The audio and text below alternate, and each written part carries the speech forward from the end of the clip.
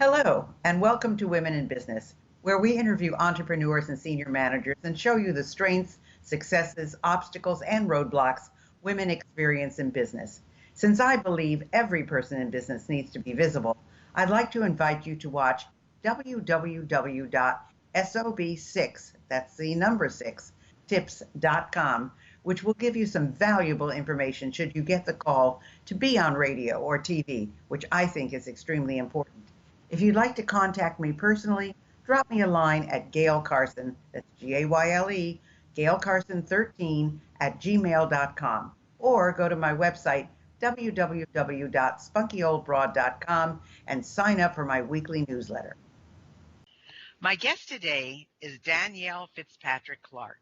She's an international best-selling author, speaker, and CEO of Entrepreneur City Live events, and works with influencers and mission-based entrepreneurs to help them create impact, influence, and powerful platforms. With over a decade of experience in online marketing and business strategy, she supports six-figure and seven-figure business owners in building their dream business while creating their impact in the world. Welcome to the show, Danielle, and I can hardly wait to hear what you're going to tell us. How are you? Good. How are you doing? Good. It's interesting when you talk with people who are entrepreneurs. I mean, there's no limit for them. But how did you get started in the entrepreneurial world? Yeah, it's a great story of just new beginnings. Like, I really wanted to work from home. I have three daughters. And when they were little, I had a background in environmental science, but I was a great technical writer. So I actually started off as a technical writer turned copywriter, and that was over a decade ago. And I built from there. I dug into digital marketing because I worked with a firm that hired me for copywriting. So they asked me to help out with the technology. So I did that, and then I got into social media. And then I got into producing online and offline events and helping them doing the implementation of it. And that happened over the course of 6 years, until one day I just really had enough being behind the scenes. I loved people. I loved working with people, and I really wanted to help them dig into their strategies. And we'd seen so much success in just the implementation, with the coaches and the business owners that I worked with, that I wanted to coach them and help other business owners who were just starting out. And it just developed from there, built out a very quick following in 2 years from 0 to 70,000. And, it's just been, I still have to pinch myself, really, because I never expected this. Well, no, I was going to say most people don't, first of all, rise that quickly, and second of all, do it on their own terms, which is the important thing. So what, other than, I guess, being home for your kids and having a successful business, what's been your favorite part of being an entrepreneur over the last 10 years? Yeah, I love building something that's my own. I think that's been my favorite part of this, is that I'm not working for anyone but myself. I do things on my own terms, but it's just been amazing to build something and to start from scratch and to see it blossom with every day that I show up. Well, there are some people who are built for the entrepreneur life. I mean, definitely I was one of those. And I never worked for corporate America. Even as a kid, I started working at 13. I created my own jobs, for whatever I wanted to do, and convince people to hire me. And so that's what, I always did. I never wanted to do something that was stupid if I didn't want to do it. So I figured if I'm going to do something stupid, it's going to be my own stupidity. So Love that. So if you were going to tell a newbie entrepreneur one thing on what to expect when building a business, what would that be? Yeah, the one thing, and it's funny because I brought my husband home from corporate America a little over a year ago, and one of the things I told him was that expect a journey. It's not a race. It's really a marathon. Entrepreneurship is a marathon. So is he working with you? Yeah. Yeah. He's my COO for Entrepreneur City Live, and he's building out his own coaching programs as well. So how does he feel about all of this? I mean, Yeah. because it's one thing for you because you say, okay, I've got the 3 kids. I mean, he's got the 3 kids too, but you wanted to be there for them. Yeah. And he's coming from corporate America, and for a guy, that's, not easy to leave Yeah. to say, oh, I don't know. And then to work with your spouse is something else. I'm not sure my husband and I ever would have gotten along in business. We did real estate together. I Yeah. handled the money, he handled the construction. So they were two separate things, and that worked.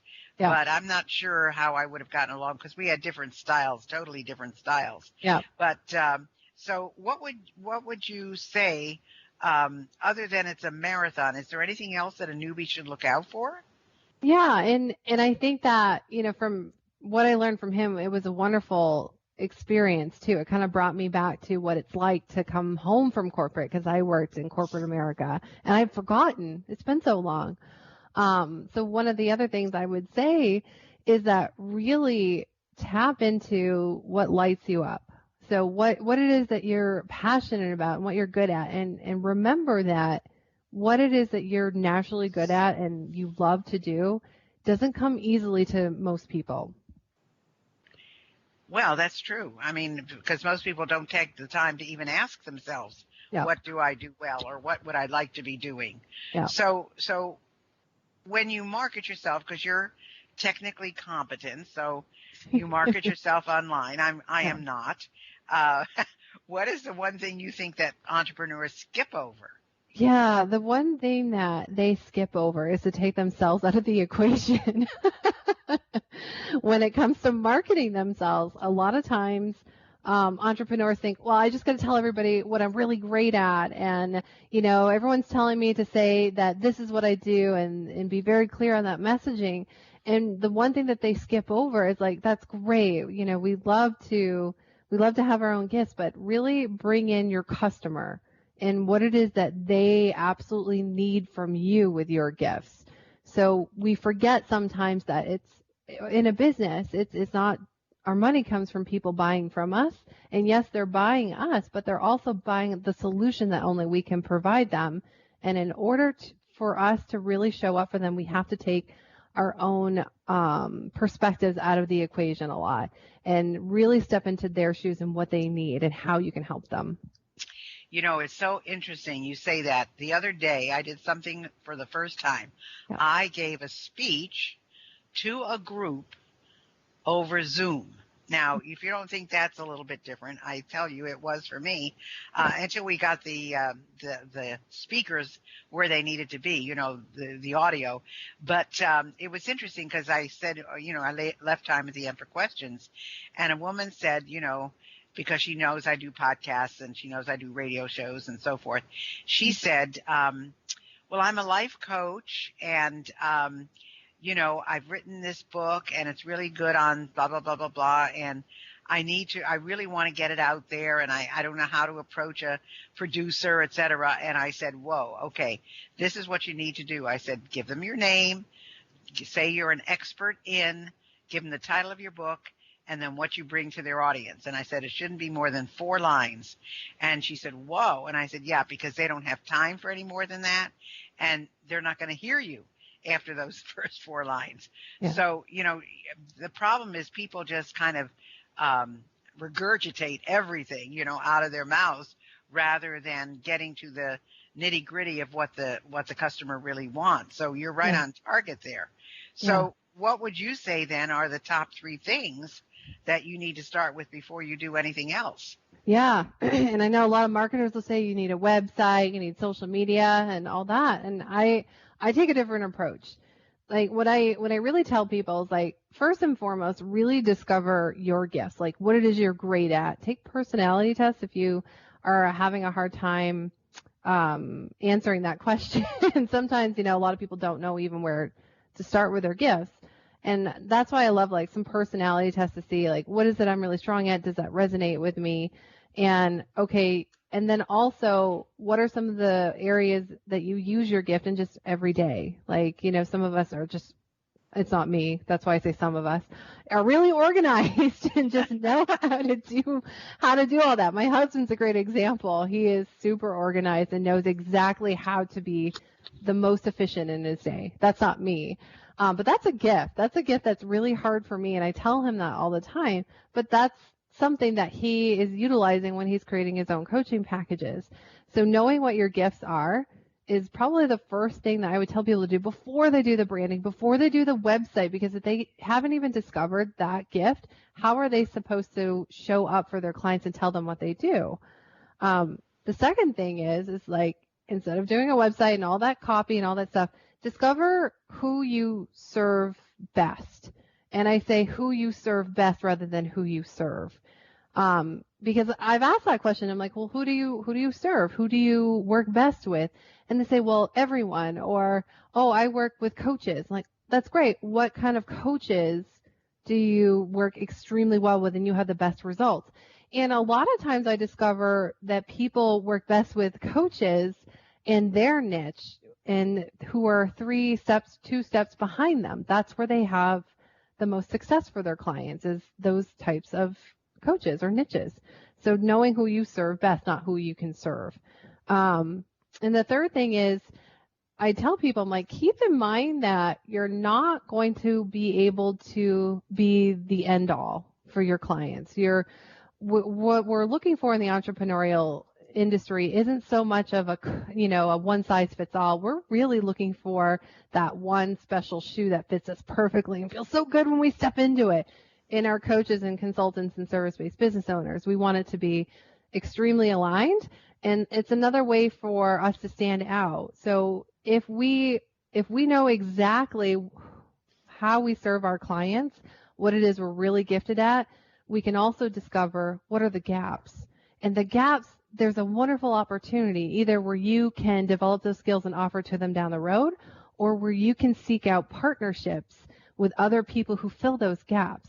Because the other wonderful thing, and this is where I'm seeing the industry going, is that if we have those affiliate partnerships, then we can send them, our clients who need something very specific, and they can send their clients to us, where we can fill something very specific. It's that we can all rise together mentality, that collaboration over competition, and really, because the entrepreneurial industry is turning into quite a more than a micro niche right now, it's turning into a big niche.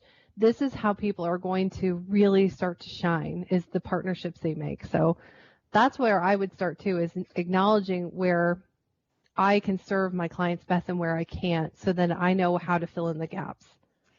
And that is probably one of the most difficult things for an entrepreneur to do, because when Yep. they start out, they just want the business, Yep. and I need everybody, kind of thing. And it's hard because, if you are talented at what you do, and hopefully the people going into their businesses are, they do believe that. I mean, they really do believe that. And so it's difficult to say, well, I'm only going to go to the coaches that, that are similar to you and that are maybe a step or two behind, when you really believe that you can help, the world. And so it is. But those are great pieces of advice, Danielle. I mean, that is really, it makes a lot of sense. But then we come into the world of social media. I mean, I happen to not be a social media aficionado. I spend as little time there as I possibly can. Yeah. And plus, I could never keep up with all the shifts that are going on, the difference in the algorithms, all of that. That would drive me crazy. Yeah. So what should an entrepreneur do? I mean, do they keep up with the changes? Do they not need to? What do they do? Yeah. So like the first thing I would tell entrepreneurs is don't do too many platforms at once. So a lot of times we'll get the advice like, oh, you need to show up in Facebook and LinkedIn and Instagram and Pinterest and gosh, all those other ones that are coming out, every week. And what I love to tell my clients, like, really just get good at one. And the one that you decide to get good at, first do the market research to see, is that where my ideal clients are, the people I serve best? Are they there?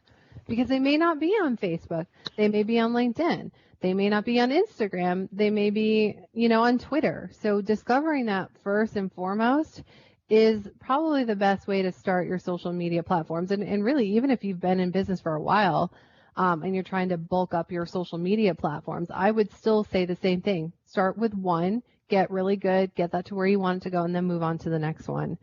And then that way, you know, when it comes to the changes and everything that happens, if you're just focused on really building up one, then it's okay to take the changes as they come, or to research that and do the metrics on that, than it is if you have like 5 different platforms to follow. So how much time do you think a person should spend on social media? It depends. It depends. I would say if you are getting a majority of your clients, then that's the majority of where you want to spend your time. If you're not getting a majority of your clients from social media, then you don't have to spend as much time on that. And what I'm seeing in the industry right now isn't so much that social media is where you go and get those quick clients or you get known and seen. It's really, if you're using it to nurture prospects, that's what social media is great for.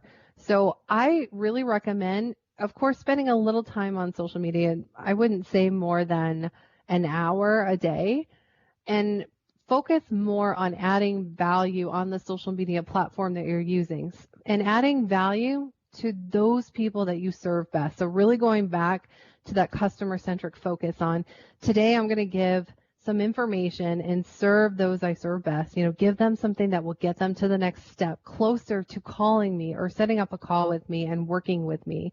And that's how you can really utilize social media to gain more clients as a nurturing tactic. Interesting, yeah, because there are people that say spend 10, 15 minutes a day, you know, on it, and that should get you where you need to go. But Yeah. I think keeping up with all the changes is monumental. Yeah. So you just talked about, is that where I get my clients from? How do you get clients? How do you keep bringing them in week in and week out, and no matter what phase of business you're in? Because the problem with most entrepreneurs, and I'm going the entrepreneur route, is that when they're marketing and promoting, they're not doing. And when they're doing, they're not marketing and promoting. And there's got to be a balance there somewhere. Yeah. And I get it. Like, that is something that has come really naturally to me. And I didn't realize that that was hard for everybody until somebody pointed out, well, how do you keep your calendar full? And what I tell everyone is that whatever you're posting, whenever you're reaching out, think like a game of chess. Think 12 steps ahead. And it's not so much that, okay, today I'm just going to post and this is what this post is for. Have a plan for that post and how you're funneling that person in. And also carve some time out to reach out to people that you are seeing that are struggling in something that you could support them in, and say, hey, listen, you know, I really can help you with this, and I'd love to do like a 15-minute clarity call or discovery call with you and just give you like the next tip, the next step to where you can take this. And I think that that's underutilized a lot, because people are like, oh, a discovery call and you know, another one, and they just want to jump on the phone so they can sell to me. But if you present this on social media or on a message where, listen, I see you're struggling with this. I don't want to give you a ton of things to do. I just want to show you one little thing, one little tip that can get you to that next step. People are much more interested in jumping on a discovery call or getting in your funnel or signing up if you're going to solve that little problem that they have right now today. So, you know, what I have found, and I found it more recently in the last, I would say 3 months than ever, on LinkedIn, people who link with me are trying to sell me right away. Yeah. They're not just connecting and giving information. They say, you know, we provide leads, and if you're interested in this, and I'd like to have a call with you, and this is what I do, and blah, blah, blah, blah, blah. And they haven't even built up a relationship at all. Yeah. And I have found that it never used to be like that on LinkedIn. And then I go on Facebook, and I've been getting a lot of requests on Facebook. And I go to the people, and first of all, I look at who their friends are. Mm-hmm. If their friends are people that I know, then I usually will okay them. But then I started looking, because some of them were Yeah, they had friends who were mutual friends, but I thought, well, I'm not sure. And when I go to their posts, they are so inane, or they are like, one person had been, I think, a member, it said, let's say since 2016, but Yeah. they had no posts. They had posts from 2016 and maybe a couple from 2017, and then there was nothing. And then the people who did post, it was just such silly, stupid stuff that I Yeah. thought, even though I know the people who are their friends, I don't want to friend them. Yeah. So I just think it's getting to be a hodgepodge out there. Yeah, that's a really good point. And there's kind of two things that I like to mention here for both of them is that there's a gift in both of those, being the person that's out marketing on social media and being the person like you who's receiving those requests, right? So I love it when people try to sell me on the first LinkedIn message, because then I kind of feel like, ooh, I've got some power in here. They want to talk to me. Great. So my mind immediately goes to, I love what you're doing, and I'm good with that right now. And I have some other opportunities that I would prefer to discuss if you want to still jump on a phone call with me. And that's kind of how I shift that conversation, so that I think what you're doing is great. I'm not in need of that now, but let's talk and see how we can collaborate so it's a win-win. I always look for the triple win is what I call it. Sometimes it's a double win. It's a win for me. It's a win for the person that's coming forward to me, and it's also a win for my audience in some way. So that's how I always shift those conversations, no matter which platform they come in. So it's like, well, I don't really need what you're selling, but let's talk because I like your tenacity. Wow, you just went right in for it. So let's see if there's something else here. And then on the other end of that is the person who is tenacious and coming forward and really wanting to, hey, I know I want to get clients. I know I have to send out so many emails, and I get 1% of them that respond back and are interested. So let's take that perspective too and shift that. And like, yeah, you can do that. That is really going to keep you extremely busy. So what are some of the other ways that you can reach out to people and increase that conversion rate in less time? So instead of just, if you're not getting a conversion rate that's doable or that you can continue to do in the next year, then that's where you have to shift that. Instead of sending out 100 messages a day asking people to buy from you and getting on the phone, let's try something else, so that maybe you're reaching out to less people. Maybe you're taking a little more time looking over the profile and seeing if they actually need you, and then making a message that's customized to them so that you can increase that conversion rate. So it's really just a shifting in what is working, what is the double win or the triple win, what's a win for you and a win for them and a win for the audiences that could be combined here in this kind of a collaboration, and how can you communicate that to them over social media. So Well, that's kind of how I like to look at that. That's a great way to look at it. I think we'll start looking at it that way then. Yeah. Yeah. That's great. Yeah. It helps you too, because I remember feeling like that, just like, oh, someone else is selling to me. And then I started, and my husband, my corporate husband, brought up to me like, this is an opportunity. Just find the opportunity in this. Oh, I think it's a really great philosophy. Yeah. Well, tell me, we're coming to the end of the show, Danielle. How can people get in touch with you? Do you have something that you'd like to offer them? What are some things that we can do for them? Yeah, so I mean, I love giving. I'm really a service-based type of gal, as you can probably hear. So I have a wonderful training. It's called my Vault, the Entrepreneur City Vault, where it's all of my best trainings for the last couple of years. So there's a 30-minute sales training and sales script, 5 essential product launch formula, 5 must-have hacks, and there's like probably another 5 more trainings in there, and it's valued at way over $2,000. I think it's up to $3,000 now. So I'd love to have you guys go and sign up for that. It's got some wonderful trainings in it, and we added some bonuses. And I made a special bit.ly. It's a bit.ly. It's a bit.ly/Gayle Carson gift. So I customized it to you. Okay, so give it to us again. It's bit.ly .ly / Gayle Carson gift. Gayle Carson gift.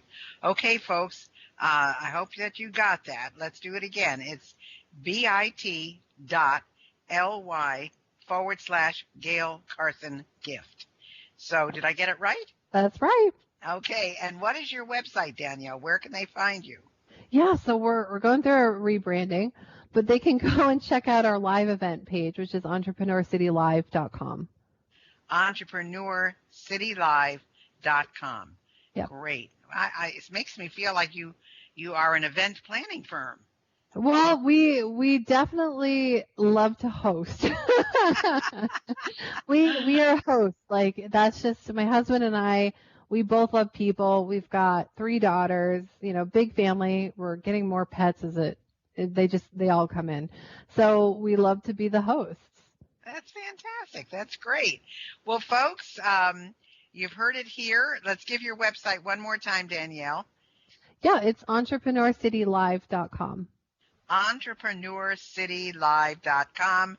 You've got the free gift, bit.ly / Gayle, that's Gayle, Carson gift. Thanks so much for being with us, Danielle. It has really been a pleasure. Oh, me as well. Thank you so much for having me. Thanks for listening to Women in Business. I hope you enjoyed today's show. And if you have any suggestions as to who you'd like me to have as a guest, just email me at gaylecarson13@gmail.com. Be sure to check out www.sob6tips.com. And in the meantime, go to www.spunkyoldbroad.com to see the resources I have for you.